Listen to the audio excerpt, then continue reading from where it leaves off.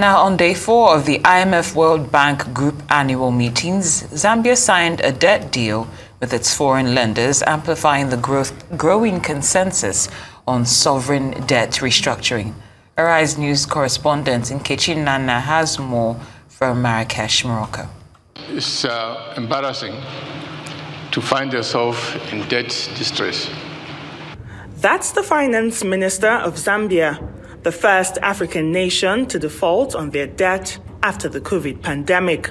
However, they now have some financial relief after it signed a debt deal with its foreign lenders. We have seen Zambia proving that debt should be restructured and, ladies and gentlemen, an MOU, Memorandum of Understanding of Zambia creditors, has been finally signed. A round of applause for Zambia. Hey. This Memorandum of Understanding with Zambia's creditors follows an agreement in principle with its creditors, which include China and Western nations, on $6.3 billion of its debt back in June.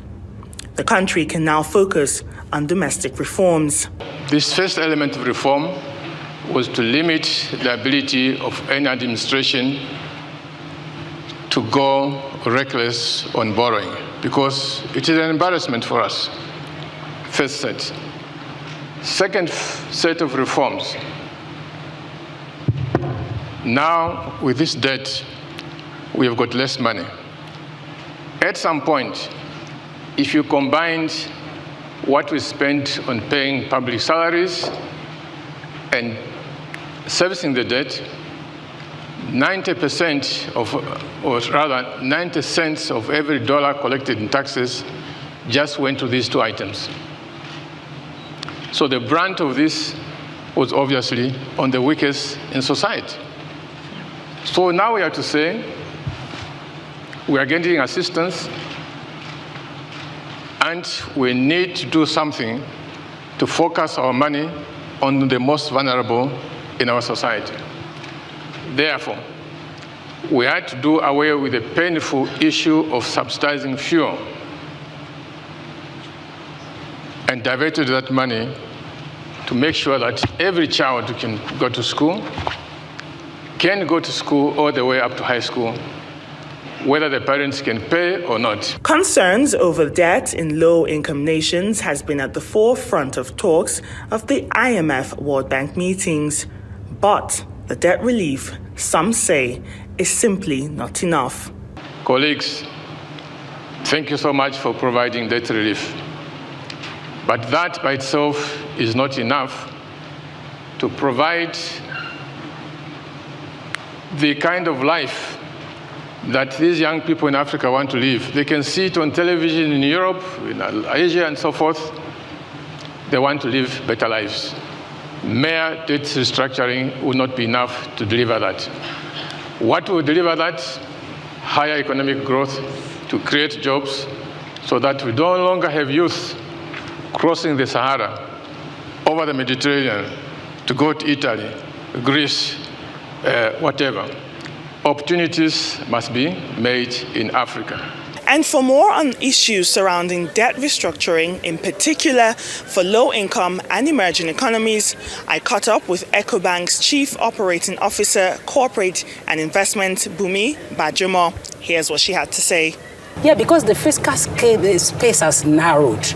A lot of governments, coming from COVID and all of the things that have happened in terms of food security and so, they really have gone out far and beyond in terms of borrowing and so. And then the major issue is that there is no commensurate increase in their revenue mobilization efforts. So you keep borrowing, there is high interest rate owing to the ability to control inflation, a lot of inflationary pressure. So everybody's trying to control inflation. So the cost of those debts have spiraled beyond what it was. So whatever debt you had in 2020, which was at 1%, 3%, is now being priced at SOFR plus 5, which is upward of 10%, 11% on foreign currency obligation that you do not even have the means to find the foreign currency. You have to source for it at whatever prevailing rate. So that has all affected a number of us. But in terms of my view, yes, if you borrowed for productive use, it's not an issue. It was being said yesterday, look at the US. They actually borrowed. The US debt to GDP ratio is in the hundreds. But they borrow for productive use. They borrow as a means of reflecting their economy. So it is not an issue. When you then borrow to spend or on consumption, then there is no visible means of repayment. And that's why you have all these traps that will fall into liquidity traps, debt crisis. So it then becomes, how do you come out? Yes, for an economy that, there are some economy you call highly indebted, poor income countries. Yeah, maybe for those kind of economy, they are fragile states. The call for debt cancellation might be worth it, but there are emerging economies or economies with a lot of prospect, commodity-rich countries, resource-rich economy like Nigeria, like the Democratic Republic of Congo, like Ghana, like Cote d'Ivoire. They have resources that the world is looking for. So rather than, in my view, rather than calling for debt cancellation, of course, yes, you can negotiate with your creditors in terms of forbearance, ease of repayment, given everything that has happened, tenor elongation, and then when they see the genuineness of your action, what you are doing to the citizenry. Yeah, like we were talking at the session, the world is now moving to a place of collaboration. If we collaborate, we're able to leapfrog ourselves. So instead of having a GDP of $112 trillion for the world, you can actually add upwards of 10 trillion additional in terms of collaborative effort. But those collaborative efforts will only come when everybody lowers their guards and begins to trust each other, especially from an African perspective. We've talked about AFTA, we talked about trade integration, but look at about 5 of our economies have actually set the rest back owing to geopolitical tension and everything that is happening now. You have to put your domestic economy in a steady state. Talking about putting your economy in a steady state, you mentioned mobilizing more revenue. So countries that are borrowing for consumption, obviously there's no way you can pay back your debt in time and early enough so you don't keep increasing the debt burden on the country. So how can a country like Nigeria, with all the resources that we have, mobilize more revenues? What can government do is to restructure the entire revenue mobilization architecture, remove the distortion, enhance your governance structure, remove impediment on the path to revenue generation. What you want to do is to enhance your fiscal space. How do you do that? Increase your tax-based revenue. I think the government of Nigeria is already doing something in that respect, owing to the committee that was set up, and I'm hoping with that committee we can begin to address that. But there are a lot of leakages. First, you have to also block the leakages, automate your revenue collection process, enhance the time, make the tax payment mechanism an attractive mechanism because people can see what you are doing and be bought into paying the tax. But the thing is that, you don't tax one segment and leave the rest of the segment. So if 30% of your population continues to contribute to your tax generation, then you're not going anywhere. So you need to broaden the revenue space, you need to enhance it. But one major thing also is that you also need to mobilize domestic revenue. So we're talking now because of the high interest rate structure in the developed world, there's been a lot of capital flight to the north. Legitimately, because the higher return attracts higher investment. But the thing is that even in terms of the domestics, your ability to mobilize savings in your economy, you need to improve that. How do you improve that? You need to engender confidence. People have to have confidence in that economy. You need to have the right instruments to attract those savings. What you have right now is that everyone who had a simple amount of money to save, they want to convert it into foreign currency, they want to save it abroad.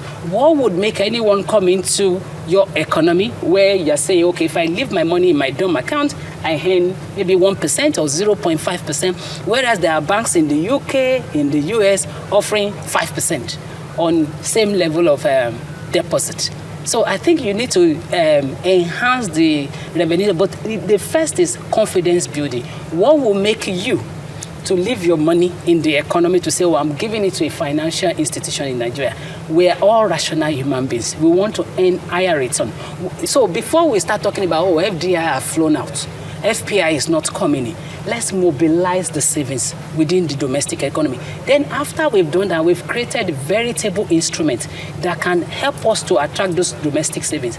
Then the foreign investors also will see it in form of the enhanced governance that I said, stability of the landscape, enhanced security, make the ease of business something that is prominent, that everybody can see what you are doing, and then you'll be able to mobilize foreign resources. But you only mobilize foreign resources when there is an attractive instrument that they can invest in. I think that is something that is not being clearly said in Nigeria. So a lot of people, we meet investors world over, but they don't know what they are coming here into. And then, assuming they decide to come, what is the ease of exiting the economy? Capital will go to where there is free entry, free exit. If there are restrictions around my ability to take my money out, I will have a second thought before coming into that economy. So I believe if, coupled with what is being happening now, if the government can come out clearly, provide some form of forward guidance in terms of what they want to do to enhance investment threshold in Nigeria to attract FPI, then it would bring some bit of stability and calmness to what is currently happening now. But in absence of forward guidance, saying this is what the government wants to do, this is the situation under which we will change, and this is how we will change. The international financial institutions are warning of a debt crisis that could stifle sustainable and inclusive growth. The takeaway from this call is for governments to adopt a forward-looking approach that extends beyond targeting debt distress.